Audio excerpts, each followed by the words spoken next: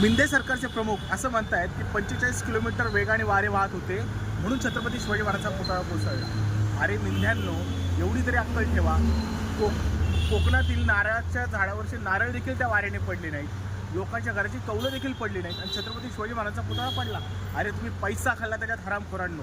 तुमच्या शेतची उद्घाटनाची घाई तुम्हाला भागवायची होती, निवडणुकीमध्ये तुम्हाला फायदा उचलायचा होता म्हणून तुम्ही तो पुतळा खूप खालच्या दर्जाचं मटेरियल वापरून बनवला आणि तो पुतळा आज कोसळला।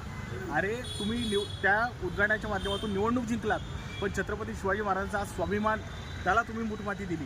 तुम्हाला या महाराष्ट्राची जनता कधीच माफ करणार नाही आणि महाराष्ट्राच्या जनतेला पण आम्ही आव्हान करतो की आपण खूप चुका या सरकारच्या पोटात घातल्या, पण आता मात्र खूप झालं। बदलापूरमधली घटना असो किंवा हा जो प्रकार आहे, पैसा कुठं खावा, लाचारी कुठं करावी, याला पण मर्यादा असते।